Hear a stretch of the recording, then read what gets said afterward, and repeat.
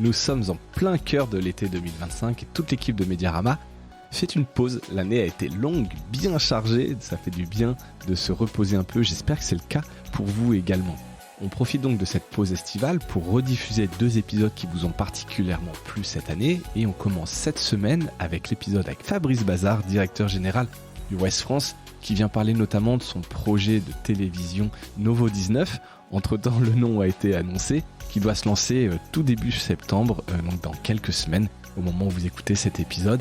Cet épisode est riche d'enseignements, comme souvent avec Fabrice, qui n'hésite pas à dire les choses et à ouvrir le capot. C'est intéressant, un épisode qui vous a particulièrement plu. Je suis ravi de le rediffuser. Bonne écoute et bel été. Salut!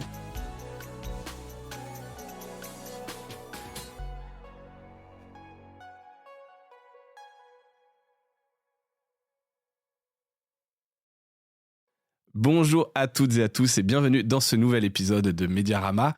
J'ai le plaisir de recevoir pour la 2e fois Fabrice Bazard, directeur général du groupe Ouest France. Alors on va parler de tout ça, mais je dis 2e fois, on s'est vu, on avait eu la chance de s'entretenir, de discuter ensemble en mai 2022, donc on est quasiment 3 ans après ce premier épisode. Il y a beaucoup de choses qui ont évolué, beaucoup de projets qui sont en train de se lancer et voilà, je trouvais intéressant de te recevoir à nouveau pour faire ce petit update. Donc merci Fabrice. Eh bien merci à toi et bonjour déjà. Bonjour. Et merci beaucoup pour l'invitation. Effectivement, la 2e, et je dis 2e parce que j'espère bien qu'il y aura une 3e. Mais... Et écoute, c'est ma toute dernière question déjà. Si jamais on se reparle dans 3 ans où on en sera, j'espère en tout cas voilà, qu'on aura l'occasion de faire ces petits points. Alors j'ai l'impression avec le nombre de sujets que j'ai préparés qu'on pourrait le faire plus souvent que ça, parce qu'en réalité il y a quand même pas mal de choses qui ont bougé, pas mal de choses qui ont évolué. Déjà, donc quand je t'avais reçu, tu étais directeur des activités numériques à l'époque. Maintenant tu es le directeur général et le président de la régie Aditi. Ça peut paraître anodin, c'est pas rien.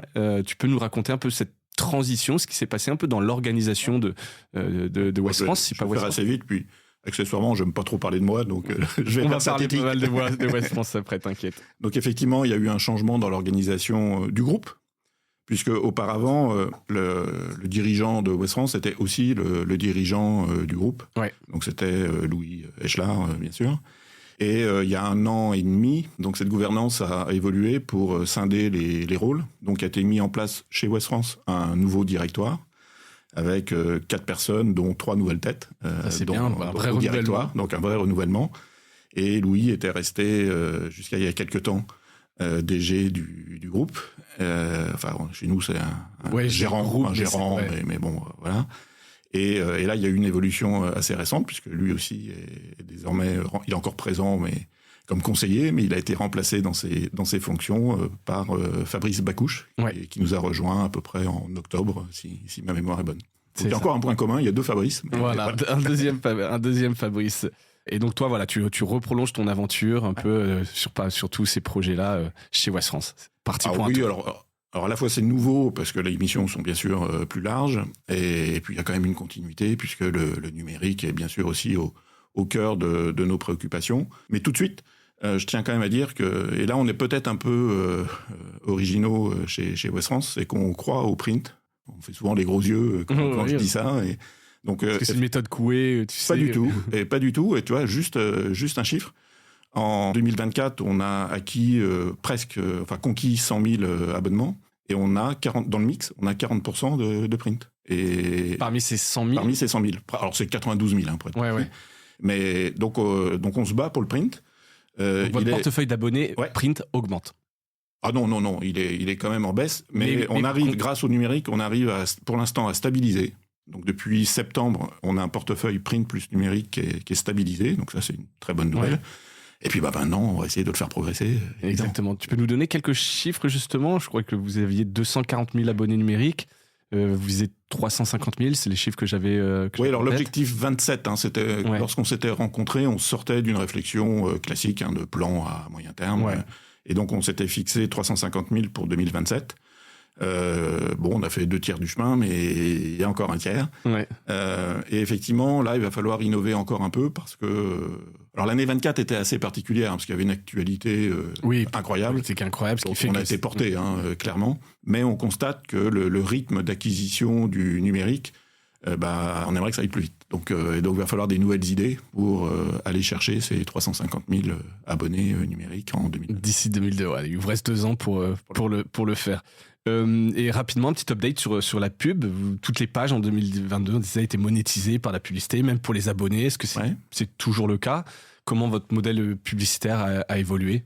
Alors là aussi, peut-être un point particulier, le terme n'est pas très joli, mais la pub n'est pas sale dans notre esprit. La pub est clé dans le modèle économique. Parce que finalement, le succès de Ouest France, ou en tout cas sa résilience, notamment sur le print, on le doit à l'accessibilité. Et l'accessibilité, notamment, c'est quoi ? C'est le prix. Oui. Et donc c'est toujours une souffrance quand on doit augmenter le prix d'un tarif. On en avait parlé.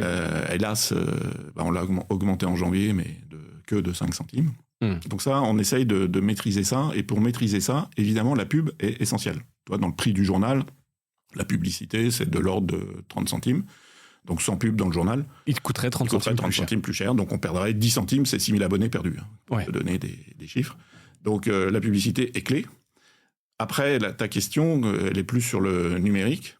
Et là, c'est une bonne question parce que la problématique, c'est que la pression publicitaire, que ça soit un anonyme ou un abonné, elle est souvent trop forte. Donc je pense que tous les médias, on n'est pas atypiques, ont un enjeu de rendre la publicité mieux intégrée, peut-être moins nombreuse. Avec un meilleur environnement, une meilleure attention. Voilà, quelque chose de plus premium. Tu prends le pied d'article, pour citer un exemple, on a souvent des pieds d'article quand même un peu longs, un peu lourds, même si... Merci aux acteurs qui nous aident sur cette partie-là. Oui, bien sûr. Évidemment, mais l'enjeu, c'est sans doute... Historiquement, tu vois, en 2022, on avait plutôt une approche par les volumes sur la publicité numérique et des prix qui étaient plutôt des petits prix. Et je suis convaincu qu'on va rentrer, enfin on est déjà d'ailleurs dans un moment où la publicité sera sans doute moins nombreuse, plus personnalisée, bien sûr, plus qualitative et mieux intégrée et, je l'espère, vendue plus cher. Ouais. Et donc ça passe par quoi ? Pardon, juste rapidement un petit focus là-dessus. C'est par une réflexion entre le produit, la régie, en se disant voilà, on va avoir un écran un peu plus beau et puis aller nous vendre ça plus cher auprès des annonceurs. Alors déjà réussir à mieux la contextualiser encore. Donc il y a pour un acteur, je raisonne en régie locale là, cette fois. La géolocalisation, donc la personnalisation par rapport à ton lieu de vie est évidemment essentielle. Mais ça peut être aussi de la publicité contextualisée en fonction de la thématique, de l'article que tu es en train de lire. Donc, c'est pas trop difficile à faire. L'enjeu clé, c'est que c'est la fin, bien sûr, des cookies tiers. Ouais. Et donc, l'enjeu, ça va être d'identifier et de connecter nos internautes sur nos plateformes. Et là, par rapport notamment aux acteurs de la télé, si je fais un parallèle, qui eux obligent d'ailleurs. Oui, ils ont bien fait. Ils l'ont très bien fait. Début, on doit s'inscrire si on veut regarder les lives, les replays des plateformes télé. Donc là, il n'y a rien à dire. Nous, on a des millions de visiteurs tous les jours et on a 200 000 connectés par jour. Donc 200 000, c'est bien, mais c'est pas assez. Proportion. Voilà. Donc on a un gros enjeu là-dessus. Et qui nous permet, une fois que les gens sont connectés, bien sûr, de collecter de la data, de personnaliser l'expérience, et puis surtout de s'affranchir des cookies aussi. Donc ça va dans le bon sens. Mais donc il faut trouver la bonne recette, la bonne proposition de valeur qui fait que les gens aient envie de se connecter. Et puis, et les régulateurs, la CNIL, je ne vois pas ça que comme une difficulté. Ils jouent leur rôle au service, bien sûr, des mobinautes ou internautes, et leur politique de vouloir réguler ce qu'on appelle des vendors, qui sont des acteurs de la programmatique, de vouloir les réguler, je pense que c'est très positif. Ça évite d'avoir, à une époque, il y en avait 1000 potentiels. Ils pouvaient venir de Singapour, de Russie, c'était n'importe quoi. C'était un peu... voilà. Donc ça, c'est en train de se réguler, c'est aussi une bonne nouvelle. Donc le régulateur joue son rôle et de façon intéressante. Ouais, donc c'est la période de transition qui est un peu compliquée, mais on va quand même vers du bon, du plus premium et des choses un peu plus qualitatives. Merci pour ce petit update. Un des gros sujets que je voulais évoquer avec toi, que j'aurais pu rappeler en introduction, mais ce sera probablement dans les notes et voire dans le titre de l'épisode, c'est le lancement dans la télévision de Ouest France, quoi. Donc le gros projet dont on a parlé, annoncé l'année dernière, OFTV. Alors la question simple, évidemment, pourquoi est-ce que vous vous lancez dans la télévision ? Alors je pense que vous étiez déjà un peu dans la télévision locale. On sait que tous les groupes de presse, de PQR notamment, ont une chaîne locale. Là, c'est un changement de paradigme, c'est vraiment la TNT, c'est suite à la décision de l'Arcom de retirer les fréquences de diffusion de C8 et NRJ12 notamment. Vous avez gagné cet appel d'offres, mais avant de le gagner, il a fallu se lancer. C'est quoi la genèse un peu de cette idée folle ? Alors, il n'y a jamais qu'une seule idée. La première, je rebondis encore sur l'accessibilité. Ouais. Quand tu veux être un média le plus accessible possible, le plus populaire possible dans le bon sens du terme, tu dois être sur tous les canaux. Ouais. C'est pas toi qui choisis, c'est ton lecteur. Exactement. Et ça fait écho effectivement ce que tu disais, dans le premier épisode, je me souviens effectivement que Ouest France a la volonté quand même d'être un acteur, de ne pas être un simple acteur, entre guillemets, régional de l'Ouest. Ouais. Et vraiment, vous voulez rayonner au niveau national, voire international. Donc là, cette idée derrière la télévision... Alors, dans ce que tu dis, il y a deux dimensions. Il y a une dimension éditoriale. Donc effectivement, notamment la presse parisienne avait le réflexe de nous classer en régional. Ouais. Ça nous énervait un peu. Et donc, il y avait une dimension depuis 10 ans, et même plus d'ailleurs, où on a vraiment travaillé à la fois l'info générale, à la fois l'info locale, en se disant, en étant fort, le plus fort possible sur les deux, on réussira à toucher un maximum de lecteurs. Donc ça, c'était l'axe éditorial. Et maintenant, l'autre axe, c'est l'axe des formats ou des canaux. Et là aussi, il faut être présent partout. Enfin, on était sur le print, évidemment, on était sur le numérique. On pourra aller plus loin, quelques expériences, quelques avancées dans l'audio. Donc l'image, je dis pas la TNT, je dis l'image. L'image était tout à fait naturelle, comme un prolongement des supports ou des canaux existants chez Ouest France. Ouais. Donc une fois que tu as ça en c'est tête... le premier élément. Ouais, Et le deuxième élément très fort, c'est un constat, c'est qu'on a réussi à finalement sortir de nos territoires historiques grâce au numérique, ça c'est évident, mais on l'a fait beaucoup grâce à Google, qui nous apporte à peu près 60% de nos audiences. Et donc on touche évidemment toutes les régions françaises, mais on la touche par un intermédiaire, et donc c'est des audiences qui ne sont pas toujours engagées. Oui. Et qui ne reviennent pas forcément, qui viennent pour un article. Donc ton modèle économique, c'est pas inintéressant, tu fais de la pub évidemment, mais c'est compliqué pour monétiser au sens contenu, puisqu'ils sont insuffisamment engagés. Et on est convaincu, on verra, on est convaincu que la télévision peut être un média assez puissant pour nous permettre de rayonner davantage et aussi un peu de nous émanciper, parce que les acteurs régionaux ont souvent une caractéristique, c'est qu'ils sont assez discrets. Et lorsque tu veux rayonner plus largement, plus nationalement, on devra communiquer sur nos valeurs, sur la qualité de nos contenus, faire connaître encore plus la marque. Et je suis convaincu que l'image, la télévision est bien sûr un levier important. Ouais. Et puis, le dernier élément, ça tu le devines, c'est que pour toucher des jeunes ou des plus jeunes qui très souvent rentrent dans les contenus par l'audiovisuel, là aussi c'était naturel d'investir dans ce secteur. Quoi. Ouais. Tu peux raconter le pitch de OFTV, ce que ça va être? Et ma question est aussi notamment à quel point ça va pas être une télé régionale. Alors, je sais que ça l'est, parce que tu vas nous l'expliquer, mais à quel point c'est pas, un effet d'aubaine, et puis on a notre petite télé régionale qui va avoir une fréquence nationale. Ouais. À quel point c'est un projet national, et à quel point ça va être différent de ce qu'on a pu voir ailleurs? Souvent, ces derniers mois, on a été caricaturés par des acteurs de talk connus, notamment, qui ont essayé de présenter le projet d'Ouest France comme un projet de la ruralité. Déjà, chez nous, c'est pas un gros mot, c'est bien de le dire. Et on peut le rappeler. Et d'autre part, le projet, ce n'est pas que ça. Le projet, c'est bien un projet qui doit toucher tous les Français. Donc, c'est une chaîne généraliste, à portée nationale, mais... Je vais faire un parallèle avec ce qu'on connaît de mieux, qui est le rédactionnel. C'est un peu ce qu'a fait Actu dans le rédactionnel, avec Actu.fr. C'est finalement, quand tu fais du multilocal à grande échelle, tu deviens national. Donc c'est un peu ça l'idée. Donc c'est de parler des territoires. On a été motivé, alors j'ai plus les dates précises, mais début 2024, il y a eu une enquête assez approfondie de l'Ipsos sur le ressenti des spectateurs par rapport aux chaînes existantes. Alors, tu m'excuseras, 2-3% près, mais en gros, 85% des interviewés, qui sont bien les spectateurs, qui sont bien dans la cible des 25-49, disaient, on se sent pas nos préoccupations dans les chaînes nationales, on n'a pas le sentiment qu'elles sont bien prises en compte. Là encore, et je caricature un peu, c'est souvent Paris et Paris Intramuros qui est représenté. Et donc, on attend un acteur qui, des territoires, et un acteur des territoires qui ne décrète pas qu'il est des territoires, qui le montre en ayant notamment des intervenants, des journalistes qui sont sur le terrain, qui sont proches de chez nous. Donc c'est ça notre enjeu. Et cet enjeu-là, on va pas le relever tout seul. Aujourd'hui, effectivement, on est fort sur 3 régions, mais pas sur toutes les régions Et puis on peut parler de l'outre-mer aussi, bien sûr. Et donc on devra créer, le terme un peu galvaudé maintenant, mais un écosystème qui associe évidemment des télés locales qui, eux, sont effectivement dans l'hyper-local, mais qui associent aussi la presse quotidienne régionale, par exemple, voire des influenceurs, parce qu'on va parler beaucoup de numérique aussi, qui sont des gens qui vont nous aider à avoir cette portée. Et dès qu'il y a une belle histoire en France, peu importe où elle est, il faut qu'on la capte. Vous puissiez qu'on puisse la diffuser. Et une belle histoire, même si elle est à Marseille, elle intéressera un Strasbourgeois. Il n'y a aucune raison. Ouais. Donc, de façon très schématique, c'est ça. On veut y associer quelques marqueurs forts. Donc, il y en a 2 sur lesquels on a déjà, bien sûr, communiqué. Un qui est, on va lancer un talk. Donc là, on a retenu une association, puisqu'ils sont 3 acteurs. Donc, Renaud Levankim sera le réalisateur, producteur. On sera associé aussi à France TV Studio et aussi à Brut.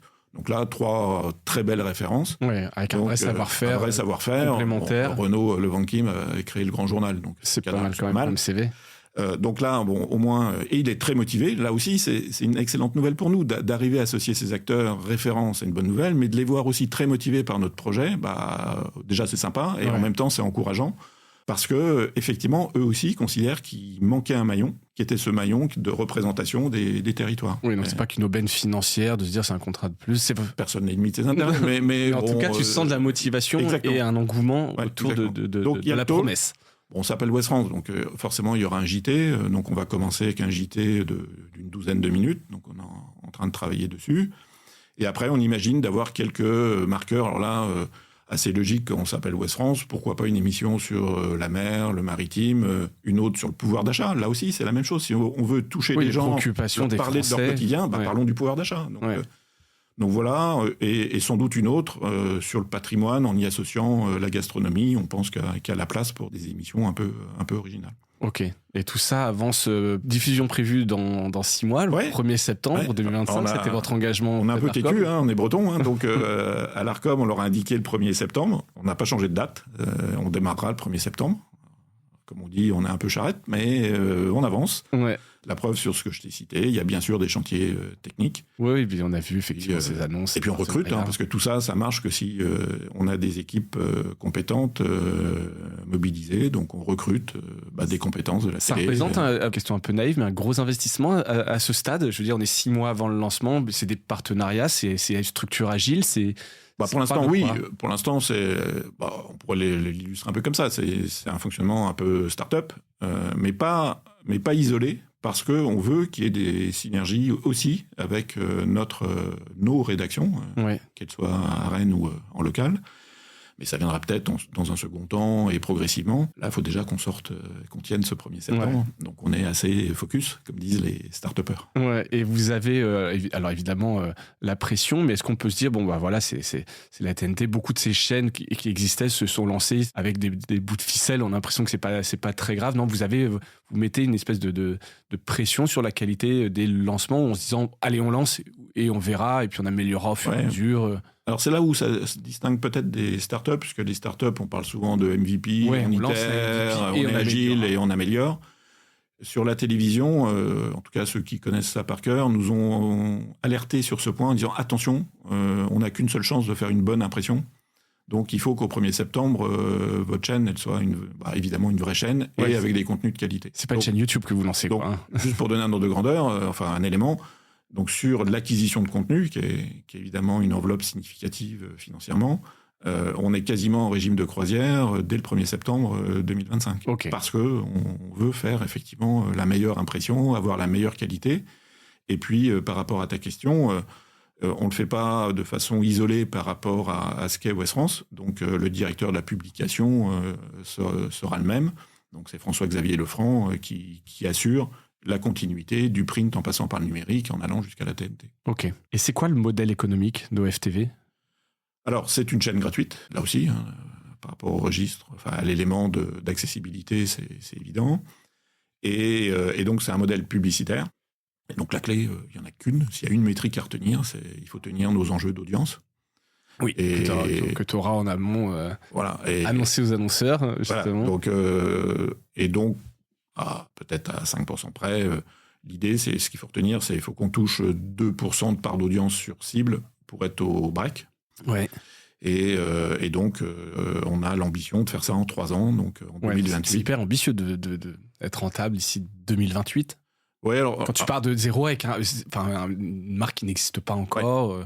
Alors, tu as raison. Là aussi, peut-être 2 éléments. Le premier, c'est RMC Découverte l'a fait de mémoire en 4 ans. Et ils sont arrivés à 2,5, 2,8 sur cible. Donc, faisable. Ouais. Donc, il y a des précédents, ils ont bien bossé, mais donc, nous, on verra. Et il y a un élément, tu disais, on part de zéro. Pas mal de gens nous disent, vous êtes un nouvel entrant, ça va être compliqué. Je ne considère pas qu'on est un nouvel entrant. Parce que le projet est d'abord un projet numérique. Oui, donc si tu racoles... j'ai la prétention de penser que le numérique, on le connaît un peu. Vous en avez fait un peu. Et l'enjeu, alors celui-là, là aussi, c'est peut-être ambitieux, mais il faut qu'on réussisse à coupler ce qu'on appelle un SMAD, donc la plateforme de replay, de la coupler avec Westfrance.fr. Ouais. Donc ça, c'est pas trop dur, mais après, il faut réussir à faire des passerelles entre les deux. Si on réussit ça, ce qui n'est pas simple, hein. On n'a pas beaucoup de références, on n'a pas trouvé de références flagrantes là-dessus. Mais si on réussit ça, et je vais le dire comme ça, on est condamné à réussir ça, eh bien, on va profiter du carrefour d'audience. Westfrance.fr, c'est 700 millions de pages vues par mois, quoi. Enfin, donc, mais c'est vrai que c'est ça la clé. C'est vrai que c'est pas simple. Tu vois, par exemple, TF1, et avec TF1+, ils se sont posé la question, on les accompagnait là-dessus, de mettre la news dans cette plateforme. Et en fait, c'est pas simple. Tu vois, les gens vont chercher de la vidéo, vont pas forcément chercher de l'actu, du texte. Trouver ça, je pense que personne n'a craqué le code encore. Ouais. Donc ça, tu as raison. Souvent, les acteurs des télés parlent de plateformes de destination avec des formats longs. C'est ça qui fait la clé du succès des chaînes historiques, notamment. On n'est pas une chaîne historique. Encore une fois, on l'appréhende par le numérique. Il faut qu'on trouve une voie qui est celle-là. C'est ça la clé. Et sans doute pas dès le 1er septembre 2025, mais il faut qu'en 2026, 2027, on ait craqué ce sujet. Ce pont entre Ouest France et ce maillage, ce binomage entre ces deux univers, finalement. C'est ça l'enjeu très important. Ouais. Donc, on est lancé quelque part. Et la TNT, parce que la question complémentaire, pourquoi la TNT si votre projet... tu aurais très bien pu faire une plateforme à la demande, ce qui est plutôt la logique aujourd'hui. Prends le Figaro, je crois que tu as interviewé Marc Feuillet. Eux sont sur la Fast, ils sont... Sur le local, sur le digital. C'est un chemin et je le comprends très bien. Nous, on est convaincus que la TNT, pour nous, est indispensable. Parce que, encore une fois, pour rayonner nationalement, ça va être important d'avoir ce support aussi historique. Puis je vais faire un parallèle assez facile. On a réussi dans le numérique, et j'espère qu'on va continuer à grandir, mais on a réussi dans le numérique parce qu'on avait un print puissant. Donc on est convaincu qu'encore aujourd'hui, eh bien, pour réussir, il faut ce couplage. Et si je fais le parallèle avec l'image, pour réussir dans le numérique, digital, vidéo, il faut ce couplage avec le canal historique ou le support historique et la TNT. C'est notre conviction, voilà, premier élément. Et deuxième élément, on a estimé que c'était important d'avoir un numéro, évidemment, le plus petit possible. Et si on n'avait pas eu cette approche par la TNT, on ne serait pas 19, mais on serait sans doute 200 ou 300. Et on sait donc très loin, très loin dans... Voilà. Donc, c'est ces deux raisons-là. Et puis surtout, on veut exclure personne. Et il y a encore... Tu vois, ce qu'on appelle la durée d'écoute individuelle. Aujourd'hui, c'est encore, je crois, 4h21 par jour, et quasiment la moitié est faite en TNT. Donc la TNT est en décroissance, oui, au-delà de 10%, oui, mais n'excluons pas, et c'est encore la moitié des durées d'écoute. Ouais. Donc, et les gens encore dans 5 ans, oui, tu verras. Ça sera une autre histoire. Mais après, si tout se passe bien, vous serez lancé, vous aurez une marque, il y aura d'autres plateformes, probablement d'autres produits à venir, etc. Mais l'important, c'est de le lancer, quoi. J'étais sur le modèle économique, la rentabilité. Donc la commercialisation de cette publicité a été confiée à TF1 Pub, j'ai vu aussi. Pourquoi ce choix ? Est-ce que manque de savoir-faire chez vous, c'est pour gagner du temps ? Alors clairement, en fait, dans le monde de la presse régionale, il y a deux régies. Tu as toujours ta régie locale. Ouest France a sa propre régie, donc chez nous elle s'appelle Aditi. Et tu as une régie nationale. Lorsque, je sais pas, Renault veut faire une campagne dans tous les médias de presse régionale, il passe par 366. Ces deux régies ont bien en tête qu'elles doivent avancer évidemment sur la vidéo et sur la télé, sur l'image. À date, c'est encore un peu prématuré. Et donc nous, pour sécuriser notre projet, on a décidé au moins dans cette première période, donc il y a une période de 3 ans, de s'associer à un leader du marché Et donc TF1, évidemment, ça remplit, ça coche la case. Ouais, bien sûr. Et puis, d'autre part, on les connaissait un peu parce que on avait sur les radios, eux assurent la régie des indés radios, donc on a l'occasion de les croiser. Et puis on a un pilote en cours sur la publicité segmentée avec TF1, donc on les connaissait. Et puis c'est toujours important dans les partenariats, c'est que le relationnel fonctionne. Et entre TF1 et Ouest France, ça fonctionne parfaitement. Donc tout collait. Et puis accessoirement, mais c'est pas le plus important, ils nous ont fait une proposition financière qui était correcte, qui était intéressante. Voilà. Tout était coché. Mais bon, ça pourrait changer dans l'avenir, ces 3 ans, vous allez voir un peu comment tout ça va évoluer. Oui, la question de fond, alors, c'est jamais inutile de faire de temps en temps des appels d'offres, mais au-delà de ça, c'est pas ça la question majeure que l'on se pose. La question majeure, c'est à 3 ans, une fois qu'on aura grandi, une fois qu'on aura atteint nos niveaux d'audience, probablement qu'il faudra qu'on internalise la régie pour maximiser la création de valeur, il y en a partout. Et les synergies. Produits. Mais la question, c'est peut-être pas seule. Mais en tout cas, on ne la sous-traitera pas sans doute à 100%. Mais c'est prématuré d'aborder ça. Oui, c'est plus là des réflexions que tu as, de se dire comment on peut faire demain.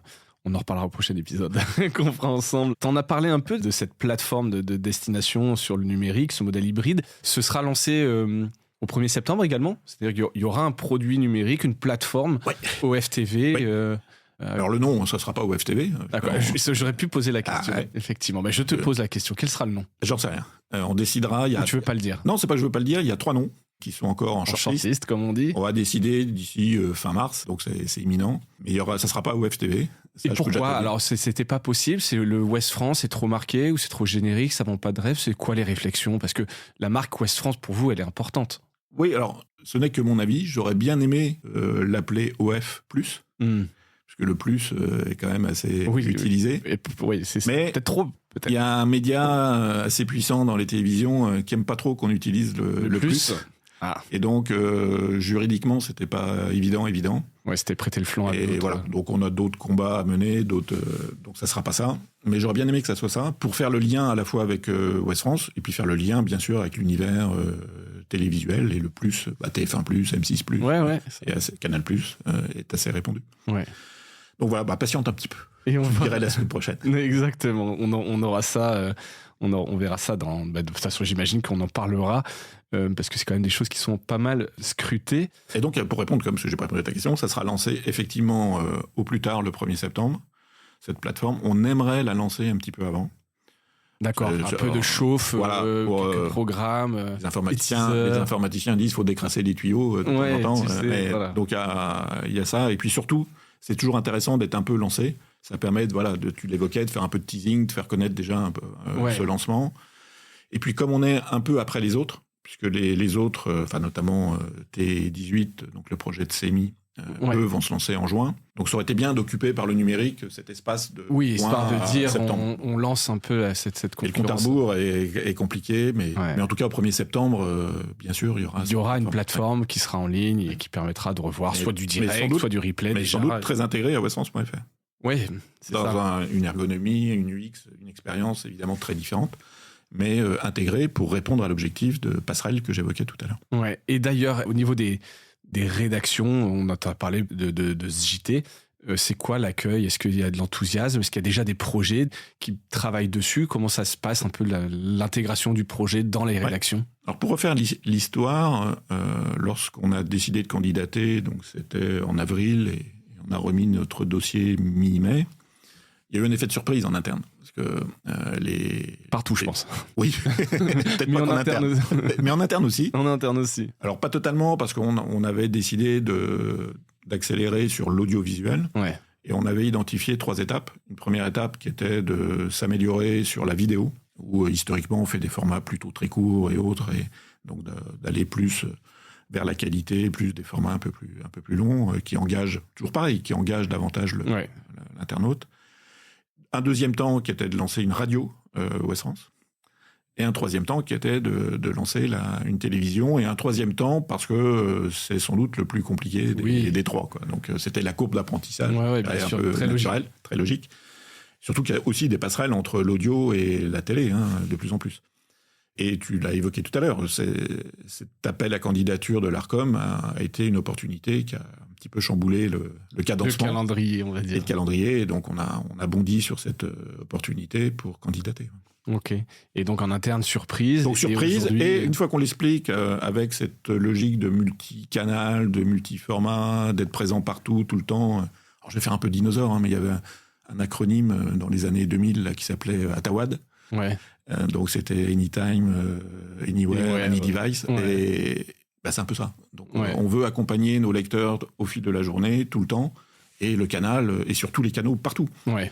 Donc ça se comprend assez bien. Oui, ça s'explique bien. Ça s'explique bien. Le sujet, c'est normal, il est financier, c'est quand même des enjeux économiques qui sont importants. Donc c'était ça qui crée une petite inquiétude. Donc, est-ce que toutes nos ressources, tous les budgets vont pas passer là-dessus, et comment nous on va pouvoir développer nos propres projets en interne. Alors c'est pour ça. Alors tu le sais, hein, tu l'as dit en intro, mais donc on est un groupe indépendant. On estime que c'est évidemment fondamental. On a une association. Donc une association, ça a beaucoup de vertus, mais elle n'a pas les poches financières profondes.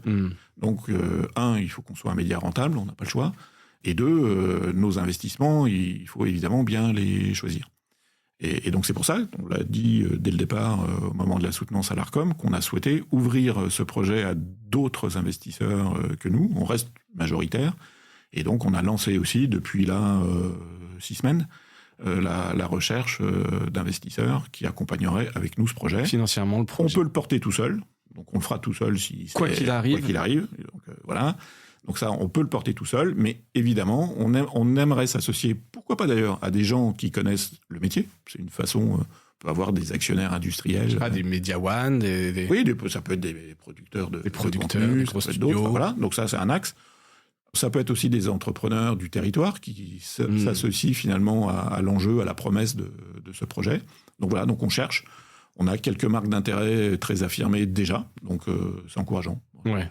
Entre la marque d'intérêt et l'argent sur son compte, il peut se passer des choses. On l'a trop vécu, mais c'est toujours intéressant et positif de voir qu'il y a des marques d'intérêt. Ouais, donc voilà, donc on cherche à l'ouvrir et justement pour pouvoir aussi prendre d'autres initiatives. On ne veut pas être dans une situation où on met tout dans ce projet, qui va être très exigeant quoi qu'il en soit, hein, mais on veut aussi avoir la capacité d'investir dans d'autres choses. On a investi dans l'audio il n'y a pas très longtemps.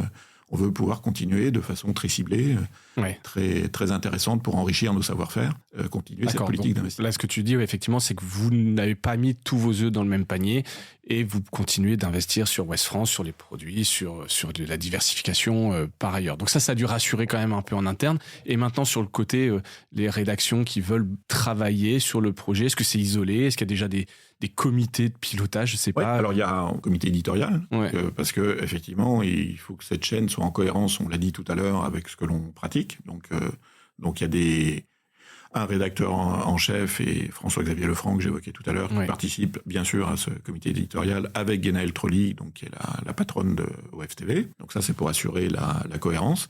Et là, notamment autour du JT, où il y a une synergie naturelle, il y aura un binôme, un rédacteur en chef et un adjoint. Il y aura un profil que l'on va recruter et un qui viendra de l'interne pour justement avoir cette combinaison et cette capacité à développer rapidement certaines synergies. Ouais. Et encore une fois, le calendrier est très exigeant. On reste il y a certains sujets jusqu'à septembre. On va être voilà. Donc les synergies sur le JT, c'est sûr qu'il y en aura. Et il y en aura d'autres après. On a cité le maritime, on a cité d'autres sujets. Mais ça sera progressif.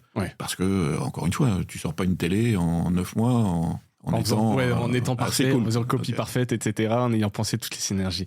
Non, j'imagine bien. En tout cas, on peut imaginer plein de chantiers, plein de synergies.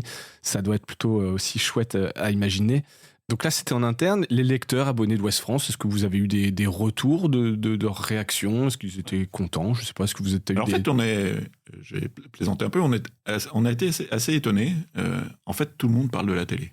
Ça a un côté magique. Et c'est ce que tu disais, c'est quand même le truc le plus populaire dans le sens du terme aussi. Que ça soit nos lecteurs.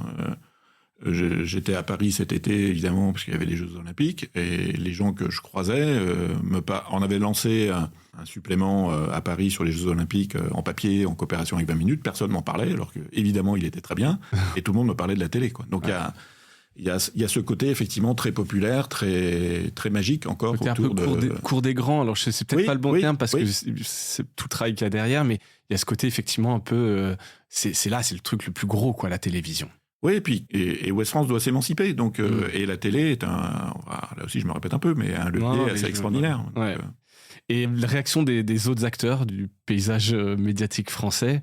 Alors je pense notamment, parce qu'il y a eu ce reportage sur France 2 sur les corsaires, un compte Twitter qui serait piloté par une agence proche de Bolloré, donc une concurrence quelque part avec C8 qui a perdu qui cherche à vous savonner un peu la planche. C'est avéré, vous réagissez, c'est...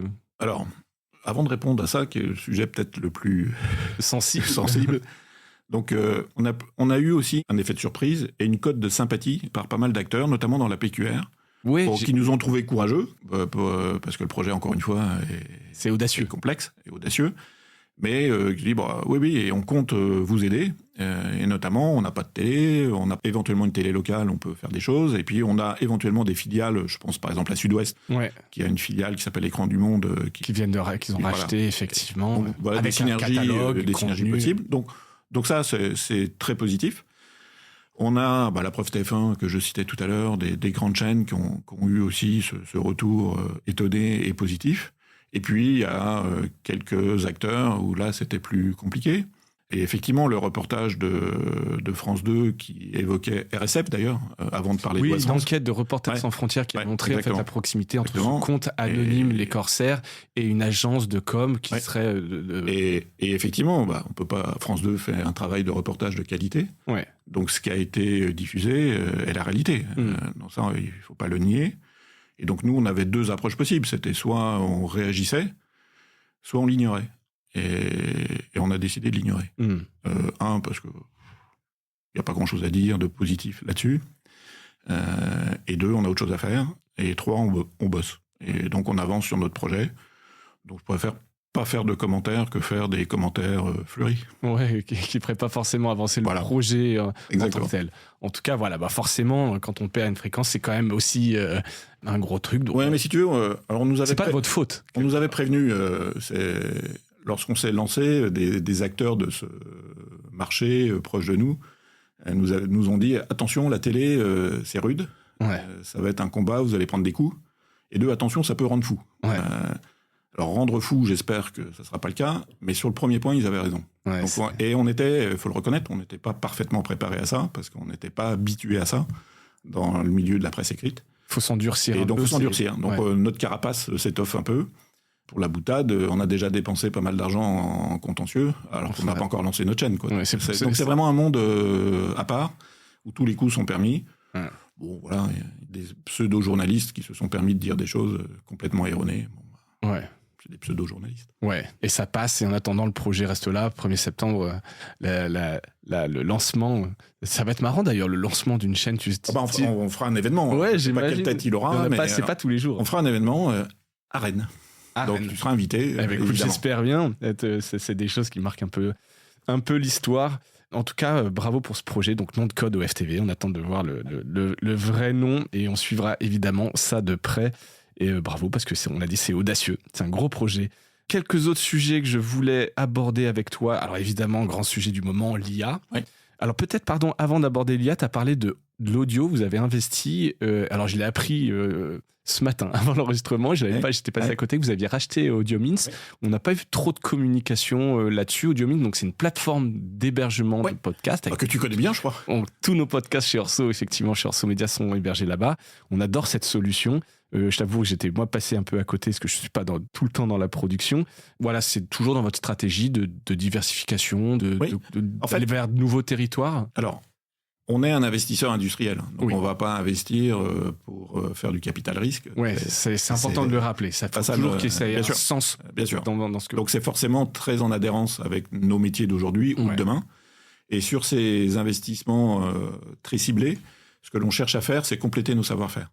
Et donc, évidemment, encore une fois, je me répète, mais on estime que l'audio, l'image sont évidemment des enjeux très importants pour nous. Donc, acheter ces structures, c'est de la diversification. Elles ont une rentabilité, tant mieux. Mais surtout, c'est aussi des talents qui s'associent à nous. Et c'était le cas chez Saouti, qu'on a racheté un peu plus tôt. C'est le cas chez AudioMints. Et chez AudioMints, là, il y a notamment 2 fondateurs qui sont assez extraordinaires. Qui sont Olivier Ramdan et Michael Camus. Et, qui avance vite. Et à tel point, alors on a fait quelque chose d'assez, je sais pas si c'est original, mais donc on a racheté leur société, ils sont toujours là, ils continuent, ils avancent.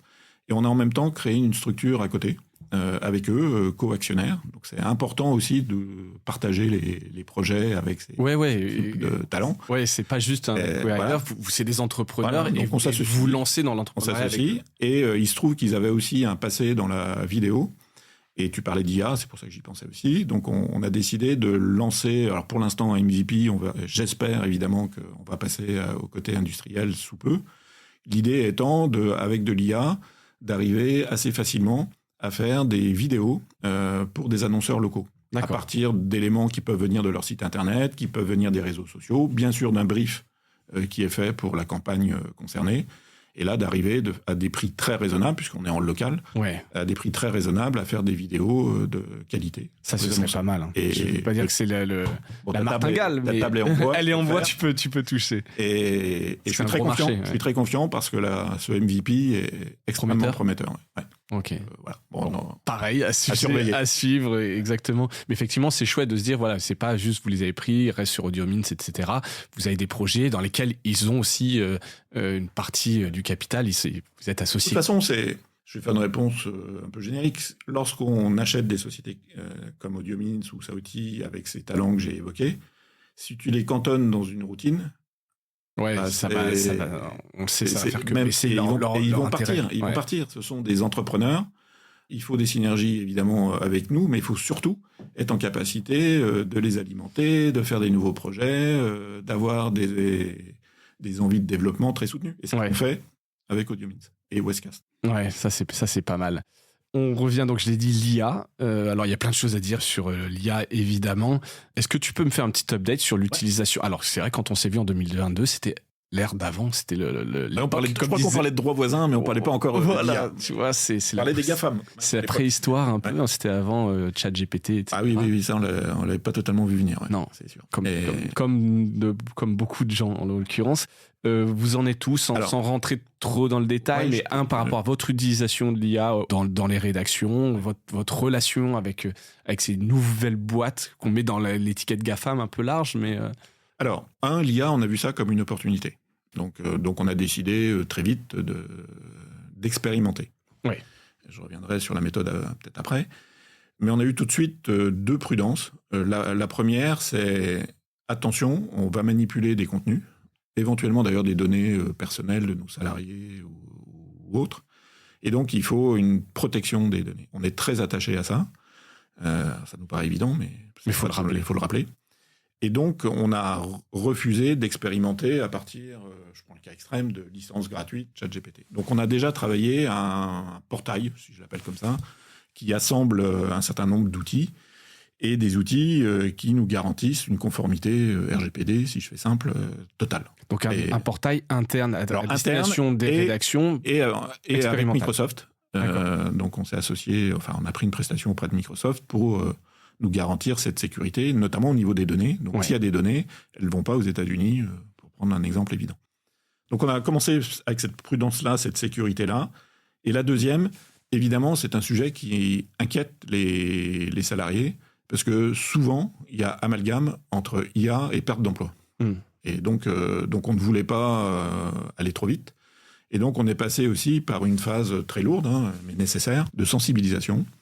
Tous les salariés, donc le process est encore en cours, évidemment, et une phase on appelle ça des POC, donc des Proof of Concept, pour tester. Donc on en a fait au moins une quarantaine, et si on raisonne groupe, même encore plus, donc quarantaine au niveau de West France. Et donc ça, c'était jusqu'à fin 24. Et là, on rentre dans une phase, avant de parler du contexte de l'IA avec ces acteurs qui posent un problème de valeur économique, mais je vais y revenir après, on rentre dans une phase où on déploie déjà des premières concrétisations. Alors, il y en a deux qui sont très faciles et qui sont déployées. Une, c'est autour des tags. Comment je peux taguer mon contenu. Comment je tague au mieux mon contenu. Donc ça marche très bien. Mais c'est pas automatique. C'est le journaliste, bien sûr. Qui doit valider derrière. Qui valide et qui confirme. Un deuxième qui est en production aussi chez 20 minutes et chez nous autour des résumés. Donc là, on utilise Mistral pour faire des résumés d'articles. Et donc, c'est les bullet points que tu vois au début d'articles. Voilà. Et pareil, relu. Encore une fois, c'est un assistant. Ça ne remplace pas le journaliste. Et puis encore bien sûr quelques imperfections, donc c'est indispensable. Alors un peu plus original, alors pas encore en production, mais en MVP, là, si je reprends le même terme. Côté régie, une expérimentation qui est de simuler un rendez-vous client. D'accord. Donc vraiment un outil pro pour les commerciaux. Un entretien demain, je sais pas, avec Orange, voilà. Eh bien, on va pouvoir le simuler en fonction de ce qu'on sait déjà, bien sûr, du client, en fonction de sa demande, en fonction, voilà. Donc on essaye d'entraîner nos commerciaux avec des outils à base d'IA. C'est un peu plus qui est un peu moins sur le contenu, mais qui vous sert. Et puis après, on regarde pas mal ce qui touche à la modération, ce qui est effectivement coûteux, des contenus, des commentaires ou autres. Donc ça, beaucoup d'acteurs de la presse regardent ça, bien sûr. Et on regarde de près aussi ce qu'a fait Ebra, pour citer un confrère, qui est de faire relire les articles qui sont fournis par les correspondants locaux pour des choses un peu basiques, vérifier l'orthographe, vérifier la grammaire, enfin bref. Donc là, pareil, première passe automatique. Et qui aide beaucoup. Et c'est cette pédagogie-là qu'il faut faire. C'est un assistant. C'est les tâches à faible valeur ajoutée, on les décharge des journalistes ou d'autres acteurs.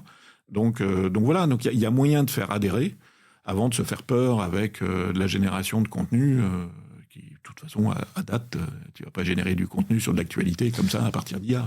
Non, c'est compliqué, à part reformuler du bâtonnage de dépêches, etc. Donc voilà, on en est là. Alors après, on est fiers parce que WANIFRA, qui est l'organisme mondial là, qui coordonne un peu, qui fait des groupes de travail. On fait partie d'un groupe de travail sur l'IA, justement, donc avec des acteurs comme le Süddeutsche Zeitung, comme USA Today, enfin voilà. Donc, sympa. C'est pour le fun. Mais c'est toujours intéressant de voir ce qui se fait. De voir qu'on est reconnu, c'est toujours sympa. Et puis là, par contre, de façon opérationnelle, on s'est aussi associé avec des labos. Coup de chance, à Rennes, il y avait des labos très pointus autour de l'IA. Synapse. Voilà, exactement. Et donc là, c'est des projets plus de longue haleine. Collaboration entre l'Université de Rennes, le CNRS et vous. Et nous. Et donc là, alors ce qui est déjà intéressant, c'est qu'eux ont une vision aussi un peu de moyen terme. Alors, moyen terme, c'est pas 10 ans, mais sur ces sujets-là. Donc c'est intéressant pour nous d'avoir cette tour d'observation un peu large. Oui, un peu de prospective, en tout cas, de recherche. Et puis, ils sont très bons, donc on travaille notamment avec eux, autour de la photo. Oui, c'est ça. Alors, j'ai plus le chiffre exact, je ne veux pas dire de bêtises, mais je me demande si vous savez pas 30 millions de photos dans votre fond photographique. C'était assez fou. Alors, photo, j'ai pas, mais sur la partie éditoriale, on est à 100 millions. Parce que pour la petite histoire, on a tout numérisé. 48 millions d'articles. 38 millions de photos, 17 millions de pages et 120 000 vidéos. Ah oui, alors t'es pas très loin de mes 100 millions. Si tu additionnes tout ça en termes de contenu. Donc ça, on a. Donc c'est une richesse incroyable. C'est fou. C'est un trésor. On essaye de l'enrichir un peu. En fait, ce qui est très important, c'est bien d'avoir ces données, mais il faut ce qu'on appelle des métadonnées. Il faut les catégoriser si on veut les exploiter. Et c'est ce qu'on fait notamment avec l'IA et qui va être clé, j'espère. Alors c'est un exemple qui montre pas forcément il y a de la valeur, mais se dire, voilà, en croisant tout ça, comment on est capable d'identifier une fontaine quelque part et voir tous les moments où on a parlé de cette fontaine. Et je dis, c'est pas trivial comme exemple, parce que dans la mise en valeur du patrimoine, vous avez, sur 100 millions de contenus, il y a forcément des choses intéressantes à faire de manière presque automatique. Bien sûr. Et j'interroge et je pourrais être capable de voir l'évolution de cette fontaine dans le temps. Enfin, il y a des choses assez dingues à faire. Et dans 100 millions, effectivement, on sait bien que ça peut pas être l'humain qui peut aller chercher cette information-là. Là, pour le coup, il n'y a pas de... Donc ça, on a. Il n'y a pas de sujet. Donc ça, maintenant, il faut que la créativité fonctionne. Exactement. Ce qu'on va en faire. Exactement. Et je profite juste de cet instant pour... Et sur l'IA, peut-être un mot, parce que pour moi, il est fondamental, sur la relation avec ces acteurs de l'IA, qui s'appellent OpenAI, qui s'appellent Mistral. Grok ou Mistral. Là aussi, je ne suis pas le premier à te le dire, mais qui est un sujet central. Ce qu'on a vécu avec les GAFA sur les droits voisins. D'avoir la position de Ouest France. Ce qu'on a vécu sur les droits voisins, on le revit là de façon complexe aussi avec ces acteurs-là, d'autant plus, si je prends OpenAI, qu'ils ont une démarche assez tactique et dans leur manière de voilà, donc par pays, ils choisissent un acteur. En France, c'est Le Monde, Axel Springer en Allemagne, et ils considèrent qu'ils ont fait le boulot. Et donc les autres, tant pis pour eux, quelque part. Donc ça, c'est bizarre, c'est pas acceptable. Non, c'est pas acceptable. Et donc, on a ce sujet-là, qui est d'avoir une juste, on ne demande pas tout, on demande un juste partage de la valeur, évidemment, ils exploitent nos contenus. Alors nous, on se protège comme on peut dans la période actuelle. Oui, sachant que vous ne savez pas tout ce qui est fait avant. Voilà. Sachant que la vision, c'est évidemment, on travaillera avec ces gens-là, mais il y a besoin d'avoir ce qui s'appelle une négociation. Quoi. Et là, en l'occurrence, vous, Ouest France, vous leur parlez ou non, pas du tout, il n'y a aucun fil de discussion en direct? Alors nous, on a toujours un regret. Comme tu l'as cité, tu vas voir qui je vise, mais c'est pas grave. C'est par rapport à ces acteurs qui sont quand même des colosses, que ça soit même OpenAI. Donc, quand il y a des négociations individuelles, même si elles aboutissent, c'est dommage pour le collectif. Ouais. Donc, mon regret, c'est que les médias français, voire peut-être européens, on peut élargir, ne puissent pas faire un collectif puissant pour aller devant ces acteurs-là et négocier. On en parle, enfin, je veux dire, le geste en parle, l'alliance en parle. Mais quand, c'est toujours embêtant de pointer quelqu'un, mais quand on a un qui joue à cavalier seul, c'est toujours embêtant. C'est toujours embêtant. Alors évidemment, c'est bon pour le compte d'exploitation, mais c'est embêtant à court terme, mais c'est embêtant pour le collectif. Donc ça, c'est dommage. Donc nous, on peut discuter, tu vois, on discute. Alors ils ont signé avec l'AFP, Mistral, mais je pense qu'avec Mistral, on pourra discuter assez facilement, d'autant plus qu'ils sont français, puis je pense qu'ils ont envie d'avancer avec des gens comme nous. Ils ont quand même beaucoup d'investisseurs américains. Même si on fait des discussions bilatérales, Ouest France le fera pour emmener la collectivité. Donc notre objectif, c'est pas de disperser le collectif, c'est de travailler pour le collectif. À la place du Monde, ils seraient venus vous voir en disant on veut signer qu'avec Ouest France, vous l'auriez pas fait? Non. Vous aurez renoncé au chèque en disant non, c'est pas de ça. Non. Et sur les droits voisins, certains ont tenté ça, de diviser. Oui, bien sûr. Voilà. On l'a pas fait. C'est bien de pouvoir se le permettre aussi. Alors oui, il faut pouvoir raisonner un peu à moyen terme. Ouais. Donc ça, c'est peut-être un luxe qu'on a que d'autres ont moins. Ça, je reconnais. Mais moi, je trouve ce que font les Anglais, là, qui se sont associés justement. Ils ont fait une tribune là, récemment ensemble autour de l'IA. Je trouve ça bien. Nous, en France, on a un marché des médias qui est morcelé. Il y a un très gros groupe qui est évidemment Vivendi, mais sinon c'est morcelé. On n'est pas, on n'est pas Murdoch, on n'est pas, on n'est pas Axel Springer. Il y a la concentration, mais il y a quand même Ouest France ou même, le Figaro que je citais tout à l'heure, on peut faire des choses, mais on n'a pas l'équilibre nécessaire. Il y a que le collectif qui peut permettre ça. Et vous leur parlez justement aux autres médias? Oui. Tous? Tous, non. Pas oui, après, il y a des affinités. Mais il y a l'Alliance, et l'Alliance, ces sujets-là sont des sujets clés au sein de l'Alliance. Donc, évidemment, tous les médias en parlent. Pas tous ceux qui viennent à l'Alliance. Effectivement. Donc, toi, tu vois pas. Et après, pour faire le parallèle avec autre chose qui est la publicité, si, effectivement, les négociations sont compliquées, il y a le droit qui peut s'appliquer. Et donc, sur l'exemple de la publicité, où Google a été condamné par l'autorité, là, il y a quelques temps, eh bien, on va chercher aussi, nous, avec quelques autres acteurs, des dommagements. Oui, bien sûr. Parce que c'est normal, en plus, ils ont reconnu. Oui, bien sûr. Donc, il n'y a pas de sujet. Exactement. Et Google, Facebook, donc ils ont réduit leur soutien financier aux médias depuis 2022. En 2022, je pense qu'il y avait encore peut-être même encore du DNI, je ne sais plus exactement, mais ça a un impact pour vous? DNI, tout ça. Ça fait toujours plaisir d'avoir des aides, évidemment, mais c'est pas le sujet central. Le sujet central, c'est ce qu'on a évoqué avant, c'est que ces très grands acteurs, soit parce qu'ils fournissent des outils, soit parce qu'ils sont présents dans les audiences, soit parce qu'ils sont présents dans l'IA, partagent leur forte rémunération un peu avec nous. Ouais. C'est ça le sujet central. Ouais. Okay. Comment tu maintiens ton indépendance? Tu connais ta part de trafic qui vient de Discover? Alors là, de mémoire, donc on fait 60% à peu près avec Google. Et tu dois être à 60% aussi Discover et 40% SEO. Ouais. Comme ça. Vous dépendez quand même encore pas mal. Ah oui, c'est pas significatif. Ça reste significatif, quoi. Faire le SEO à Discover, parce que le SEO, ça se travaille. Ouais. C'est pas une science exacte, mais il y a quand même des techniques et Google dit des choses. Oui, c'est un peu plus structuré, on va dire. Oui, exactement. Discover, ça donne un peu le sentiment, tu lances une pièce et ça marche ou pas, quoi. J'espère qu'elle tombe sur pile ou face à un moment donné, quoi. Écoute, très clair. Je sais pas si sur les GAFAM, on parle pas trop de TikTok. Est-ce que vous êtes, c'est un sujet chez vous de TikTok, la noto, aller chercher des jeunes? Ouais, on a fait un peu, mais là, c'est aujourd'hui, encore une fois, on peut pas être sur toutes les balles, quoi. Donc, on priorise un petit peu nos projets ou nos actions. On a lancé une initiative sur les jeunes parce qu'on ne les oublie pas, mais qui est une expérience qui s'appelle Colloque. Ouais. Donc là, on essaie de faire des formats, notamment vidéo, qui soient plus dans les attentes en termes de format. C'est pas mal le colloque que j'avais vu. Donc c'est un labo, là aussi, je reprends le même terme que tout à l'heure. Voilà, donc, et ça c'est indispensable. On voit ça plus comme un investissement, j'en attends pas un retour sur investissement. Après c'est de la notoriété. On apprend, et on apprend. Ouais. On apprend ce qui marche pas, et c'est indispensable. On a fait le tour des sujets. Alors, j'avais regardé un truc sur l'avenir de la presse régionale. Mais bon, on a un peu évoqué tout ça, la manière dont Ouest France transforme un peu en groupe multimédia global et comment la presse régionale... Vous êtes gros, vous avez cette capacité, tous les groupes de presse régionale n'auront pas la capacité de faire ce mouvement. Alors souvent, je fais le parallèle parce que, tu le sais, hein, j'ai eu une carrière dans la banque assez longue avant, équivalente à la presse maintenant presque.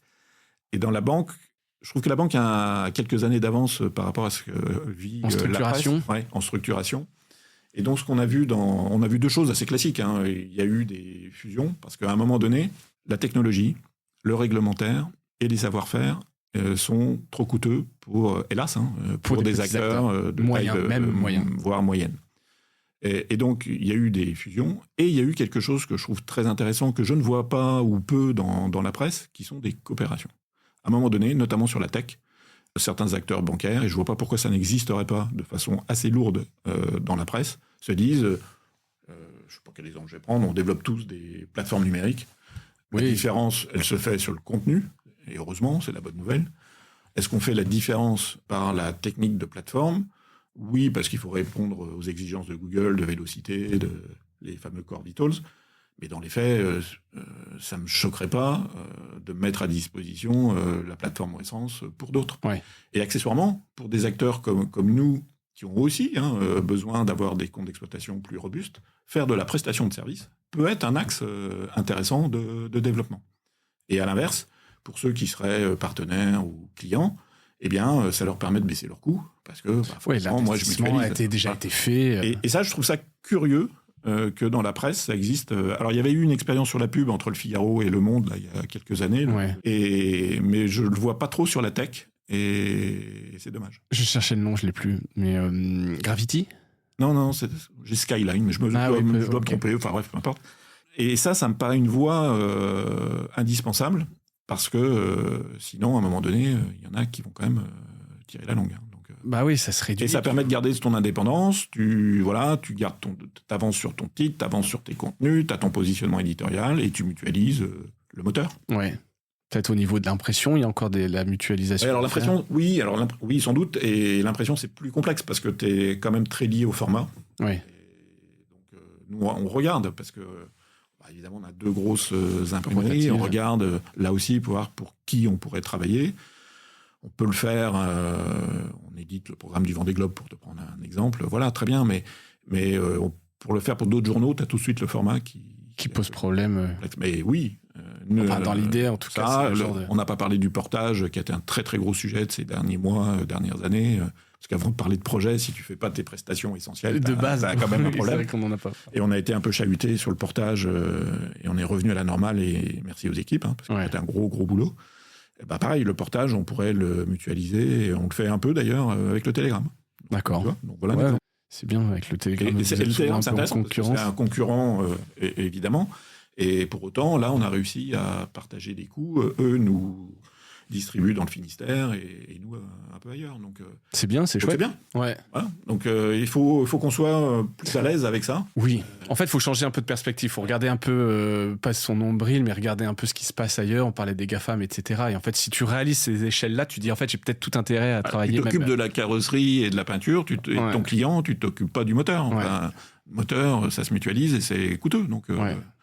Donc je pense qu'on va rentrer je l'espère d'ailleurs, dans une ère un peu comme ça, où il y aura davantage de coopération. Tous vos investissements, vos développements technologiques, il y a des choses que vous faites justement, que vous vendez ou commercialisez par ailleurs ? Ouais. Alors il y a des audiomins évidemment maintenant, mais sinon dans des devs que vous avez on a créé une petite équipe, on a fait un développement autour des associations, de la capture des événements, des associations, un outil qui s'appelle Infolocal chez nous. Donc là on regarde si d'autres acteurs... Alors, surtout de la PQR, puisque là où c'est logique, il y a une similarité. Si d'autres acteurs peuvent être intéressés, et déjà en interne groupe, Actu désormais l'utilise. D'accord. Donc voilà un exemple. On a développé un outil qui est un un identifiant, un connecteur un peu au-dessus de toute notre plateforme qui s'appelle InfoConnect. Voilà, c'est un peu le projet qu'il y avait au Geste à une époque. Pass Média. Exactement. Et là, on l'a développé en interne et on l'a développé dans une logique d'ouverture à d'autres, déjà pour avoir une masse critique supérieure, voire à le vendre en prestation. D'accord. Donc voilà, on teste avec des composants comme ça. C'est jamais évident parce que c'est un autre métier, il faut recruter des équipes ad hoc qui sont aussi... Faut pas sous-estimer ça. Non, faut pas sous-estimer. C'est pas parce que ça marche bien chez nous que les gens vont claquer des doigts, vouloir l'utiliser. Travailler pour un collègue et travailler pour un client, ça n'a rien à voir. Non. Donc, c'est pas les mêmes process, c'est pas les mêmes organisations. Exactement. Si on se reparle dans 3 ans, tu penses que vous en serez où, Ouest France ? 3 ans, ça sera déjà le grand rendez-vous pour la télé, dont on a largement parlet. Donc, ce sera un premier vrai bilan. Donc là, on va constater qu'on aura réussi, après avoir fait 3-4 virages, évidemment, parce qu'on n'aura pas raison du premier coup. Donc ça, oui, il faut qu'on réussisse. Et on n'en a pas parlé, mais la télé, quand tu la fais bien, il n'y a pas de raison qu'on la fasse mal, c'est aussi un relais de croissance économique. C'est-à-dire que dans nos métiers de la presse écrite, on est habitué, si je te donne un ratio, à avoir un EBE qui est autour des 5-6% du chiffre d'affaires. Quand tu travailles bien une télé, tu peux monter entre 10 et 15.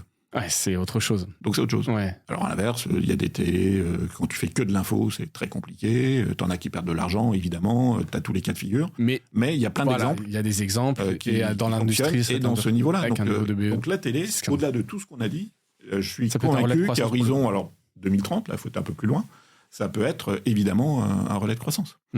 Donc ça, c'est fondamental dans notre dispositif.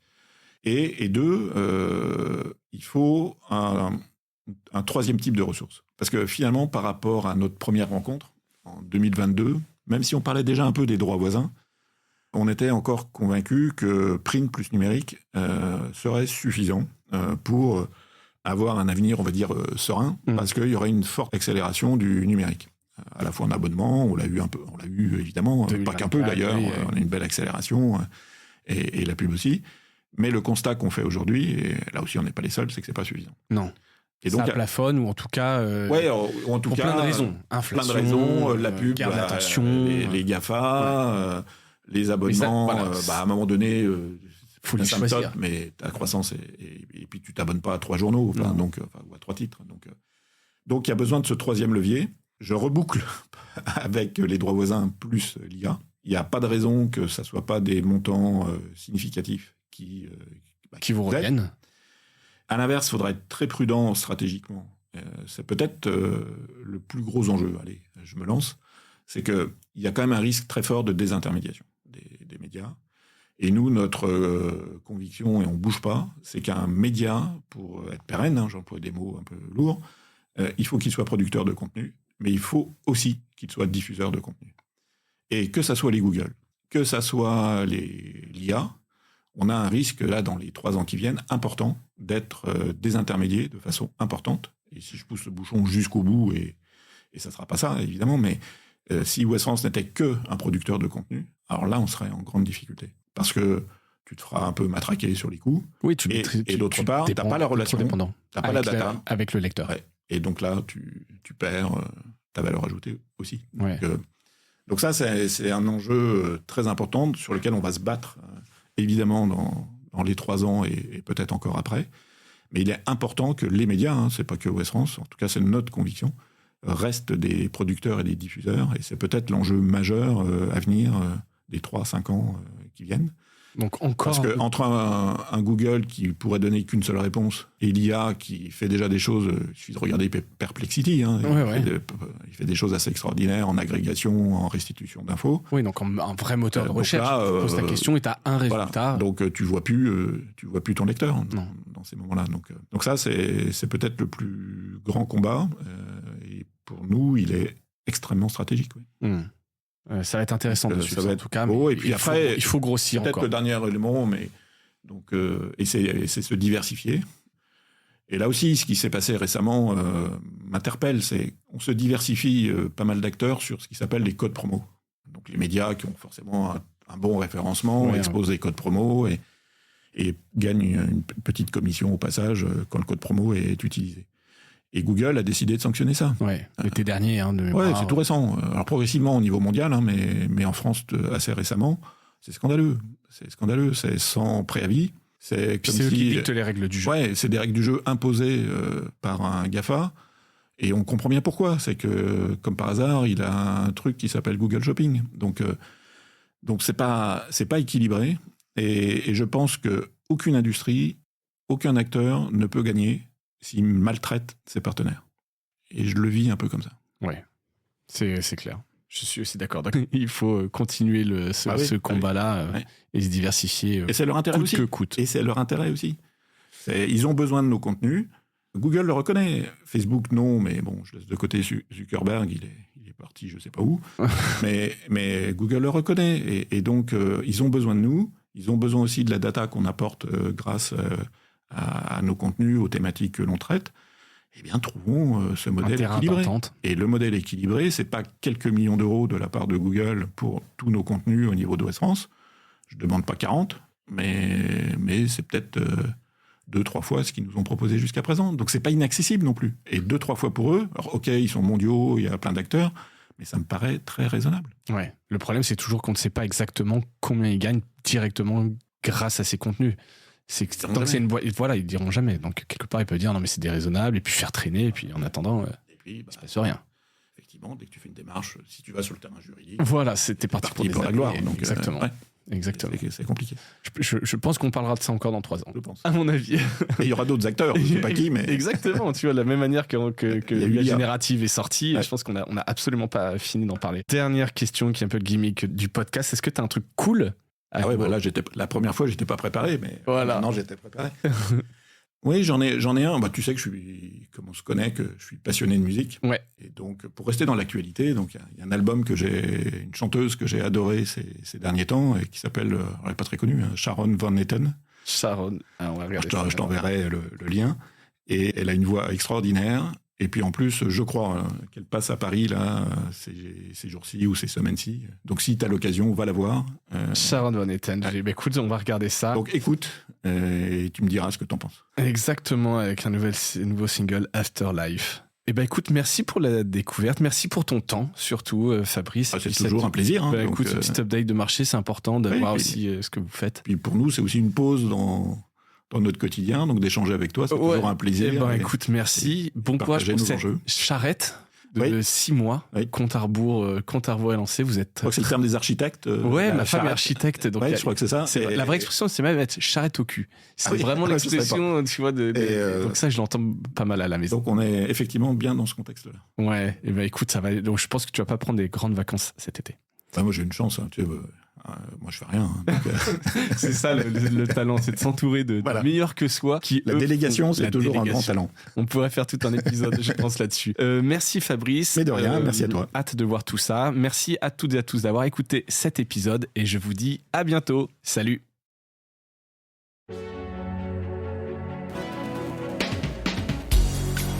Voilà, Mediarama s'achève.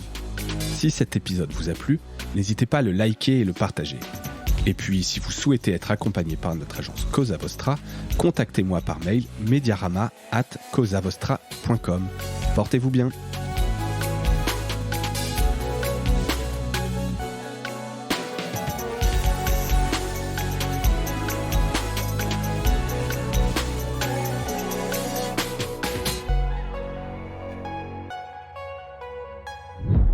Cosa Vostra.